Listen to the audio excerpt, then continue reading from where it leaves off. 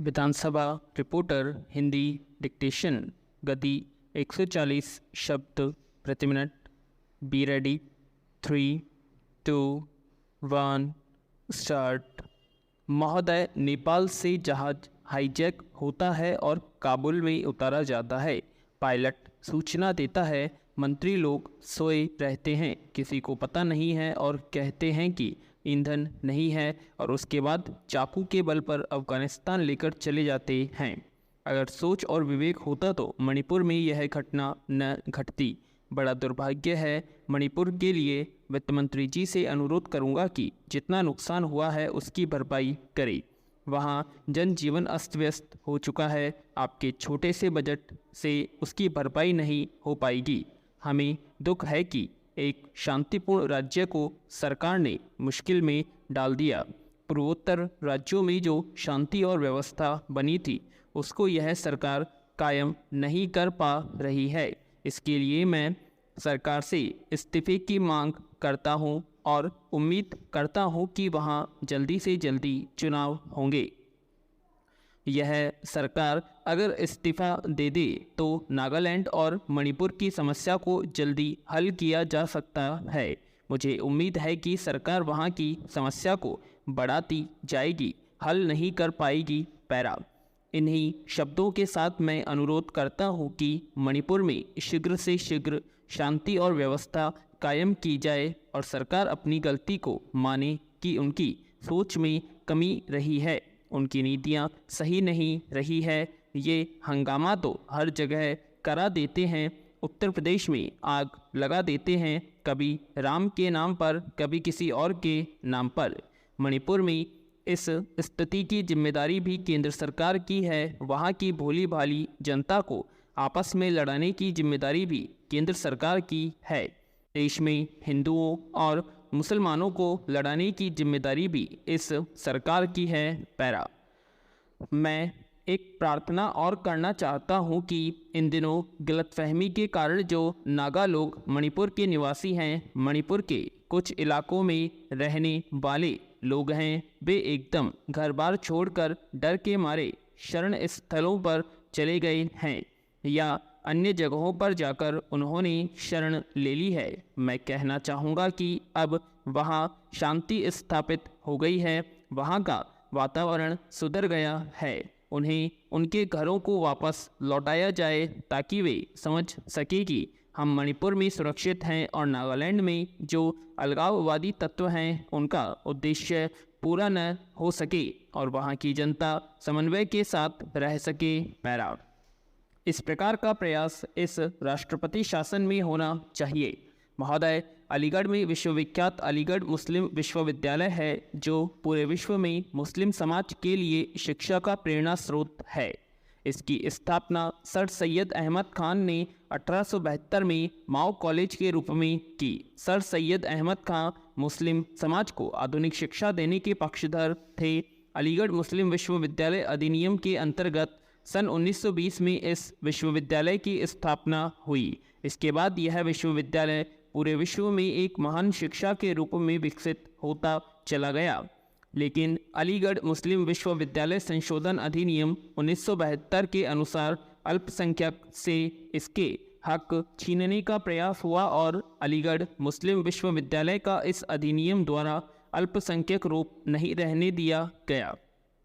सन 1972 से लेकर आज तक अल्पसंख्यक मुस्लिम समाज अलीगढ़ मुस्लिम विश्वविद्यालय को अल्पसंख्यक स्वरूप देने के लिए तथा सर सैयद अहमद खान के सपनों को साकार करने के लिए अपनी लड़ाई लड़ता चला आ रहा है। इसलिए मेरा निवेदन है कि अलीगढ़ मुस्लिम विश्वविद्यालय संशोधन अधिनियम 1972 में परिवर्तन करके भारतीय संविधान के अनुच्छेद 30 के अंतर्गत इसे अल्पसंख्यक संस्था घोषित किए जाने के लिए सरकार को निर्देशित करें। पैरा।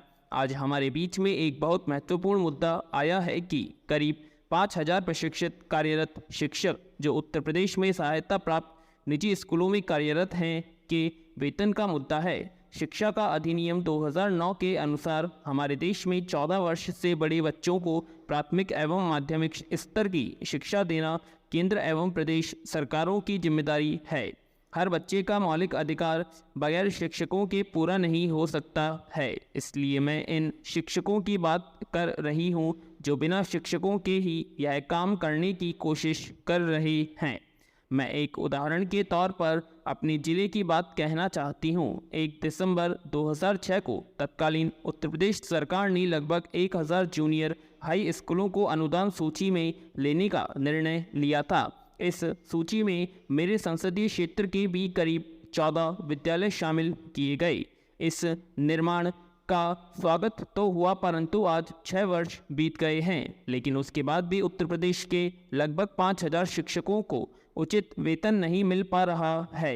इस दौरान कई शिक्षक रिटायर हो गए हैं, कुछ भगवान के पास चले गए हैं और उनके परिवार टूट गए हैं। मेरे जिले के केवल 11 शिक्षकों को वेतन मिल रहा है और 85 ऐसे शिक्षक हैं जिनको 6 वर्ष बाद भी वेतन प्राप्त नहीं हो रहा है। पैरा महोदय, यही हाल मैं समझती हूँ कि प्रदेश के अन्य क्षेत्रों में भी होगा। उनमें से कई शिक्षक अपनी संस्थाओं में 15-20 वर्षों से प्रशिक्षित नियुक्ति के बाद भी सेवारत है। उन्हें अपना भविष्य अंधकार में दिखाई पड़ रहा है। मेरी आपके माध्यम से केंद्र एवं प्रदेश सरकार से यह मांग है कि कम से कम आज के दिन इस बात को महत्व दें और तत्काल आवश्यक कार्रवाई करके सहायता प्राप्त निजी स्कूल अध्यापकों को लंबित वेतन दिया जाए और उनको मुख्य धारा में शामिल करके बच्चों के लिए आगे भविष्य सुनिश्चित किया जाए। पैरा प्राथमिक शिक्षा के लिए संसाधन की व्यवस्था के बारे में मैं कहना चाहती हूँ।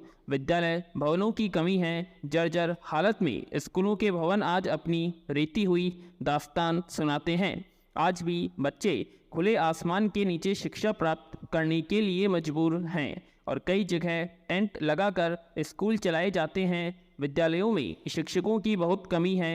शिक्षकों की हालत किसी से छिपी हुई नहीं है। उनके वेतन को देखा जाए तो एक चपरासी से भी कम वेतन उन्हें प्राप्त होता है।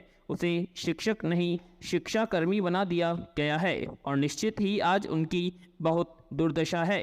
ऐसी स्थिति में शिक्षा में हम कहाँ तक सुधार ला सकते हैं? विद्यालय की पढ़ाई की सामग्री की कमी, लाइब्रेरी, प्रयोगशाला, खेलकूद का मैदान इत्यादि समस्याएं आज भी बनी हुई हैं। पैरा महोदय, सबको शिक्षा, सबके लिए समान शिक्षा जैसे नारे कब से लगाए जा रहे हैं, पर आज़ादी के इतने वर्षों बाद भी प्राथमिक शिक्षा के स्तर में कोई बड़ा बदलाव आया हो, ऐसा मुझे नहीं लगता है। देश के अधिकतर राज्यों में स्कूली छात्र अपनी कक्षा के अपेक्षित ज्ञान से बहुत पीछे हैं। गांव और शहरों के सरकारी स्कूलों की जो दशा है वह किसी से छिपी नहीं है। स्कूल हैं तो कमरे नहीं हैं। स्कूल में शौचालय व पेयजल जैसी मूलभूत सुविधाएं नहीं हैं। वहाँ ब्लैक बोर्ड व चाक भी नहीं है। आज हमारी शिक्षा प्रणाली से जुड़े ये कटु सत्य हैं। अगर शिक्षक हैं तो वे नियमित रूप से स्कूल नहीं आते या उनकी संख्या इतनी कम है कि वे सब बच्चों पर ठीक से ध्यान नहीं दे पाते हैं। एक सरकारी सर्वेक्षण की रिपोर्ट बताती है कि करीब देश भर में 32,000 स्कूलों में एक भी अध्यापक नहीं है और 1.5 लाख स्कूलों में मात्र एक शिक्षक है। जब तक प्राथमिक शिक्षा के स्तर पर नींव मजबूत नहीं होगी तब तक कुछ नहीं हो सकता। पैरा माननीय ऊर्जा मंत्री भारत सरकार द्वारा सदन में यह घोषणा की गई थी कि राजीव गांधी ग्रामीण विद्युतीकरण योजना से 300 की आबादी वाले गांवों मंजरों को विद्युतीकृत किया जाएगा, किंतु खेद के साथ कहना पड़ रहा है कि सदन में घोषणा के बावजूद अभी तक उक्त घोषणा को पूरा नहीं किया गया है। देश के भिन्न भिन्न प्रांतों सहित उत्तर प्रदेश से मेरे लोकसभा क्षेत्र के गांवों मजरों की पूरी विस्तृत योजना बनाकर उत्तर प्रदेश सरकार द्वारा भारत सरकार को वर्ष 2010-11 में 2 वर्ष पूर्व भेजी गई है, किंतु अभी तक वित्तीय स्वीकृति केंद्र सरकार द्वारा नहीं दी गई है। मैंने भी अपने क्षेत्र में असेवित ग्रामों को विद्युतीकृत किए जाने के संबंध में जनता को आश्वासन दे दिया था, पर वित्त स्वीकृति जारी न होने के कारण सरकार द्वारा सदन में की गई घोषणा कार्यरूप में परिणत नहीं हो पाई है। 15वीं लोकसभा के कार्यकाल के कुछ ही माह बचे हैं। पैरा 2005 में राजीव गांधी ग्रामीण विद्युतीकरण योजना केंद्र सरकार ने लागू की। इस योजना के तहत उत्तर प्रदेश ने सभी मजरों के विद्युतीकरण के लिए धनराशि की मांग की थी। उस समय केंद्र सरकार ने कहा कि सभी प्रदेशों में सभी गांवों का विद्युतीकरण का कार्य पूर्ण हो जाए तो मजरों के विद्युतीकरण किए जाने की स्वीकृति दी जाएगी। पूर्ण विराम।